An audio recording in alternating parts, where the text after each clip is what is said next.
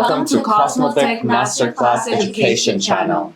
Hi, I'm Christina. I'm a lash artist. I'm Damien and I'm Cosmotek educator. I am Elizabeth and I am a skincare professional. I am Mila. I'm lash artist. And today we'll show you lash extension training on a mannequin.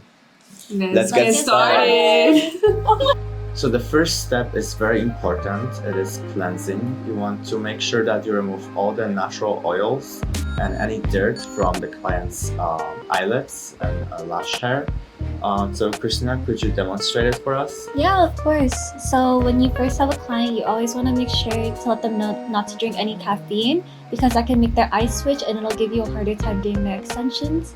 You also want to make sure that they don't wear any makeup on because it'll be harder to remove and it'll take a longer time to remove them. So first, when you do lash extensions, we're going to use these fake natural lashes that you get from your kit and we're going to apply it on. So you get your lashes, a pair of tweezers, and some lash glue. So you grab a lash,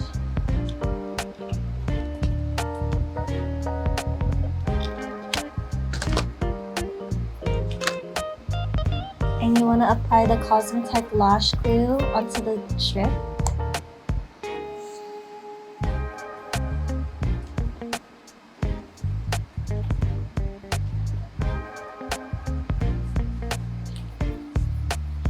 And then apply it onto your mannequin to replicate a natural lash on a real client.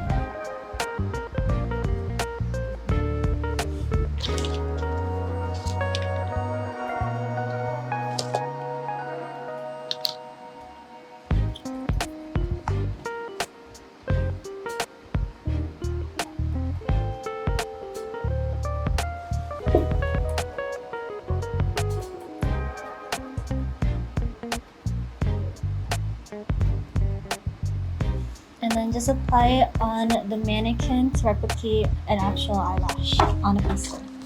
And then to prep and clean your eyelashes, you want to make sure you use a gentle foam cleanser. This is the Cosmotek Gentle Foam Cleanser. You don't need to buy a new one. You can always just refill it with distilled water and baby shampoo. And then we have a water bottle here. This is so you can rinse your client's eyelashes. It's a squeezy bottle. We also have cotton pads to catch the water with, and you want to make sure you guys have disposable lip applicators. And then so first, to cleanse your client's eyelashes, you want to apply the shampoo lash on top of their eyelids. And then you would use one of your disposable lip applicators and you would brush over that client's natural lashes. And you want to make sure you get in there and get all of those oils and the dirt in their lashes. And then once you've rinsed or scrubbed everything clean, you'll get a cotton pad and your squeezy bottle. I like to let my clients know to tilt their head so that it doesn't spill all over. And then once you tilt their head, you would just apply water to rinse out all the lash shampoo.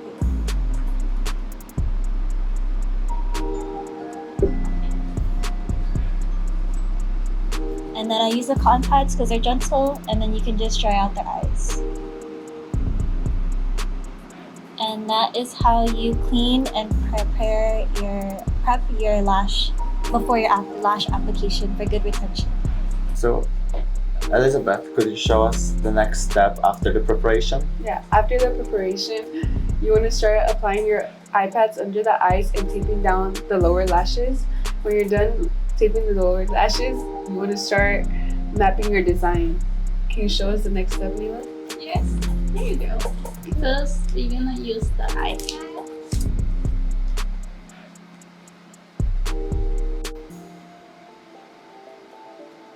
And just put under.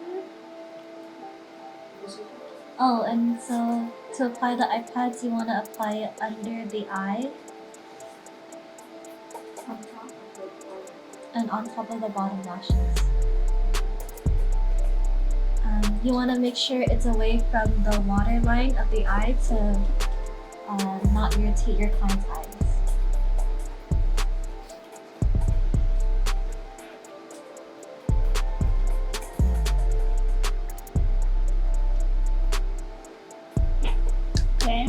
the tape. And then after she carefully applies the iPad, she's going to tape down the bottom lashes to secure them. So when you apply the sensitive tape under their eye, you want to make sure it's under their waterline and securing down those bottom lashes.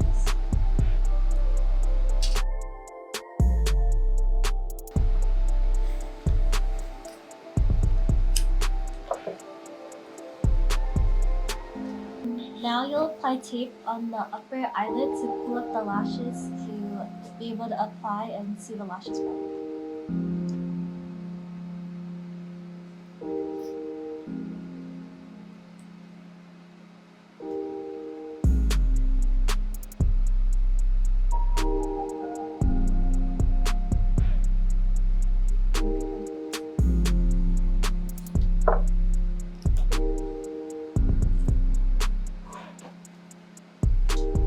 Hey Christina, so there's so many different types of lashes that you can do. Hybrid, volume, classic, mega volume. Can you tell us something more about that? Like what's the difference? Yeah, so the difference between classic and volume is classic is just going to be one eyelash attached to your natural lash, while volume is going to be a fan, so multiple. It could be 3 to however many you'd like, depending on if you want it a light volume or a mega volume. And that's how you would make a fan, and one fan would be on a natural lash. And so there's also hybrid, where you would do one single lash on a natural lash, and then a fan, and then a natural, or one lash and then a fan. Thank you for explaining, Christina. So natural lash, but we also have 0.18. So for a classic set, you will only need one lash to put on a natural lash. So usually you want to look at your client. So let's say if they were Asian, usually Asians have a weaker lash. So you would look at the length, and usually their length is from 9 to 10. So from 9, you want to add 4 lengths, and you would go from there. So for here, for this demonstration, we're going to use length 9 to 13.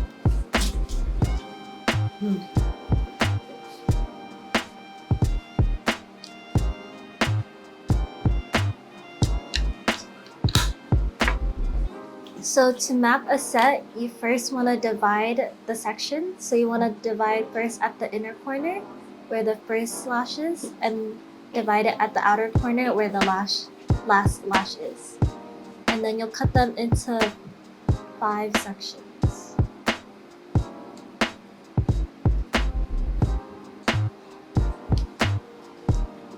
And then you would copy that onto the other side and make sure it's even. So for this set, we're going to do an open eye. Open eye is when the longest lash is going to be in the middle. And so the inner corner and the outer corner will be the shortest lengths. So you would put number 13 in the middle.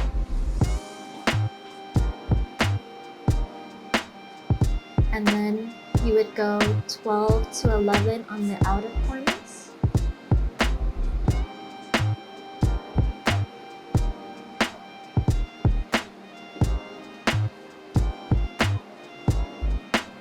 So to start mapping, you want to divide your sections. First, you want to divide the first lash in the inner corner, then the last lash in the outer corner.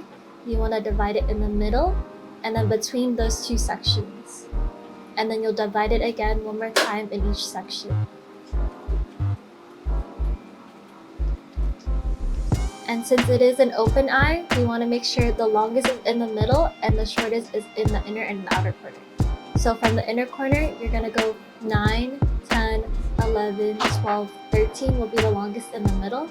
And then to the outer corner, it'll go 12, 11, 10. So Christina, which tweezer would you recommend that would be best for this classic set? So for a classic set, it's really good to have good isolation tweezers. This is the first generation of isolation tweezers, and these are the second generation. These are really good for pros. You should have these in your kit. These are going to be really good for classic, and you can use them for volume as well. They're handmade, and they're also titanium as well. And these tweezers are really good for volume. They're also handmade and titanium. They have nanofiber tips, and they are really thin and have a sleek design. So these specifically are a 50-degree angle, which is good for the wiggle method. These are a 90-degree angle, which is good for the pinch mark, which is really good for, you can use them for both classic, but they are also very useful for volume bands. So Mila, how would you hold the tweezers? So to hold the tweezers, you want to use your left hand and place your ring finger on your client's head for balance. And then you want to open the tweezers up to go into their lashes and isolate one single lash. On your right hand, you want to use your middle finger to help stabilize, and your thumb and pointer finger will be used to pinch and squeeze the tweezer. You don't want to use too much power. Make sure it's not too strong or too light. If it's too strong, it will strain your hand, and if it's too light, you'll drop the lash. First, you want to make sure you get a glue ring and you put it on your finger. Then you want to get one of your glues from inside your container. These containers are really good to keep your glue fresh and cold. And then in your container, you'll grab the glue and put it in the glue shaker. And then you'll click this button right here and it'll shake the glue for you. 10 to 30 seconds. You want to make sure your glue is shaken well for better retention. And then after shaking your glue, you want to make sure you grab a lint-free wipe and apply the glue inside the glue ring.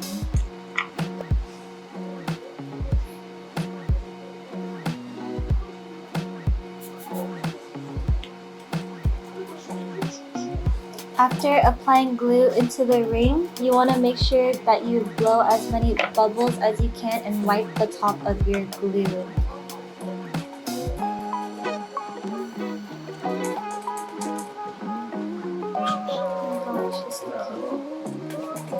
So where would you start, in the inner corner, outer corner, or in the middle?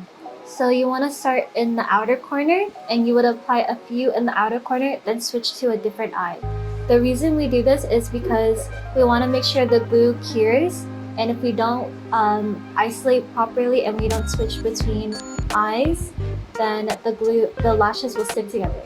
You also want to do this to make sure that the eyes are symmetrical, so that in the case of your client having to leave in the middle of an emergency, both eyes will look the same. So where would you tell me to place that lash? At the top of the eyelash, underneath the lash, or at the side of the lash? So all of those placements are correct. You can use you can put the lash on top, on the side, or underneath. Professionals prefer to put them underneath the lash because the retention is better, and because it'll hide from all the environmental effects. So, but if your client has any gaps in between their lashes, you can put them on the side to hide those gaps. You just want to make sure that the lashes are parallel to their natural lash line.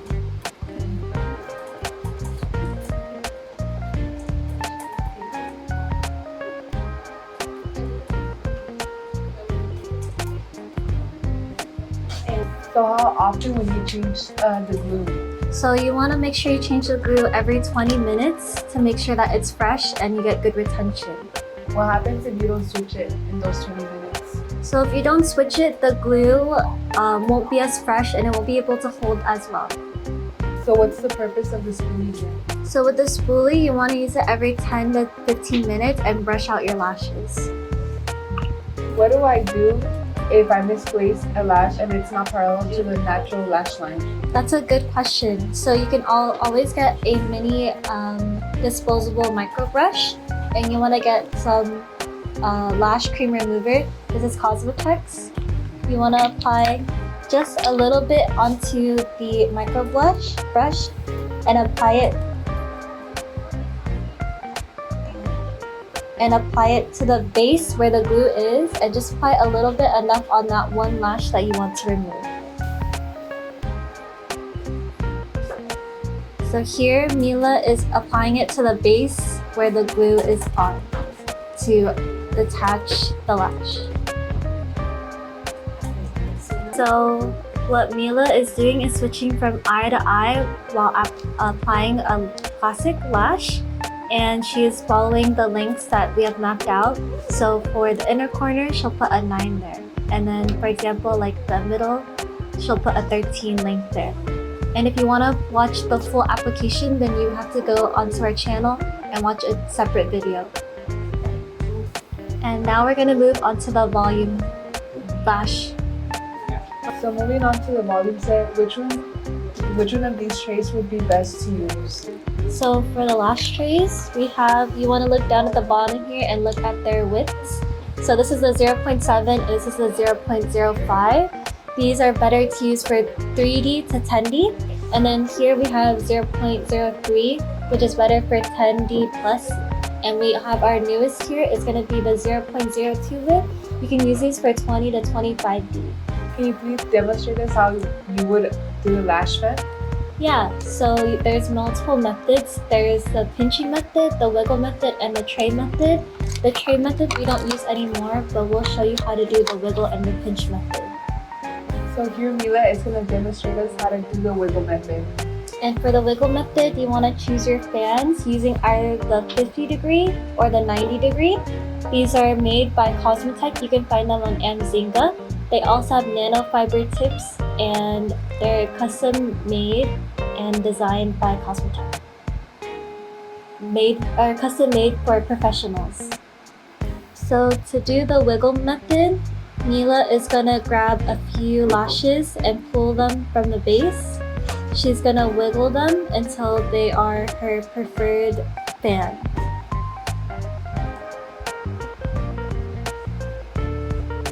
Is there a set of numbers of how many lashes you should grab? It depends on the volume you want. So for a lighter natural volume, you would do 3Ds. The more volume you would want, the more lashes you would add onto the fan.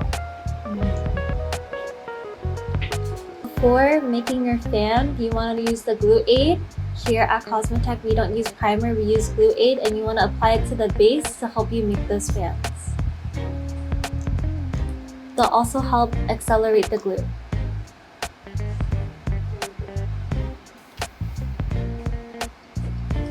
And before making a fan, you always want to use a spoolie to brush out those fans to make it easier for you to make a fan.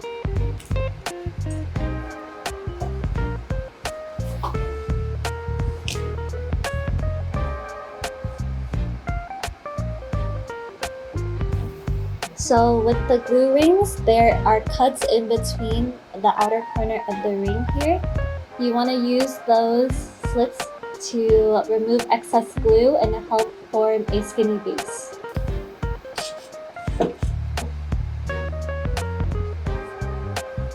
Here, Mila is isolating a single lash to apply her fan onto that lash.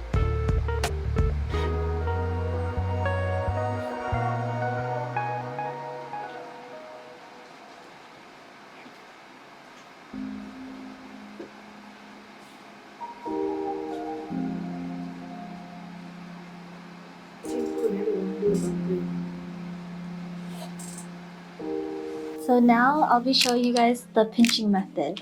So I like to use a 90-degree angle tweezer, and I prefer a curved isolation tweezer. So first, I'll grab some lashes from the base. First, I'll apply glue aid onto the lash to help accelerate the glue, and apply it to the base of the lash extensions. Then I'll grab lashes from the base and I'll pinch the base to make my preferred fan. Then I'll dip it in the glue and remove excess glue. I'll apply it on my mannequin, isolating a natural lash.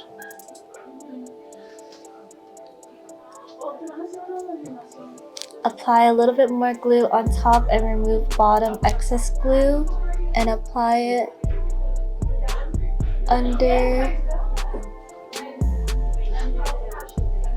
the lash. It's not sticky. No.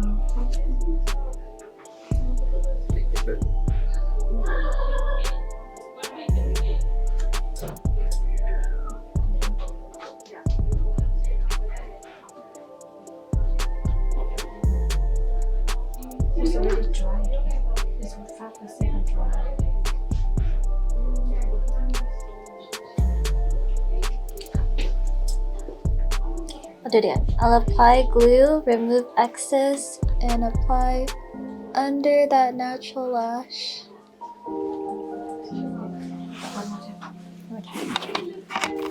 Again, and now using the 0.2 lashes.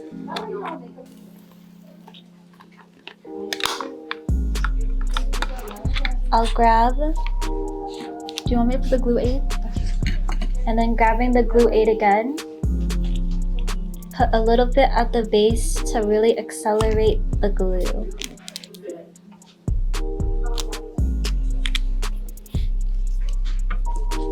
Then I'll use my 90-degree angle tweezer to grab more lashes at the base since these are 0.2 and pinch the very base to make my preferred fan.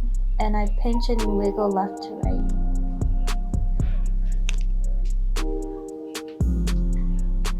And then here's my fan.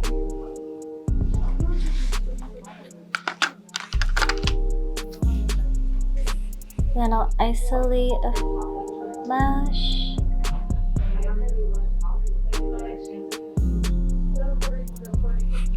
Apply glue, use the slit to remove any excess and make the base skinnier. And apply it under the natural lash.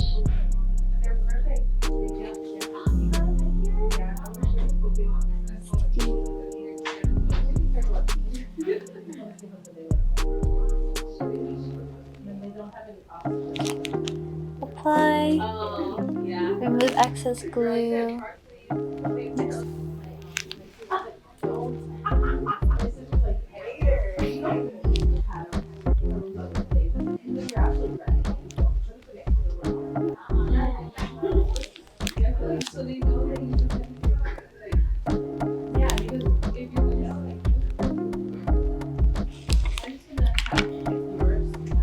So again, here's my fan.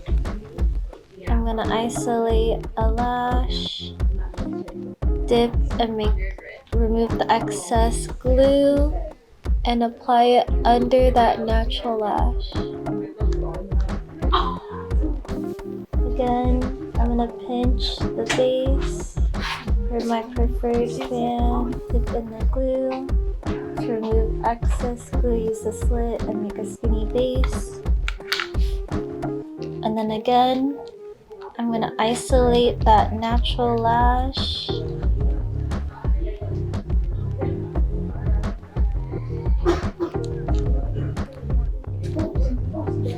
And go under and apply it under that lash. Ta-da! Ta-da! Thank you for watching. And don't forget to click like and subscribe.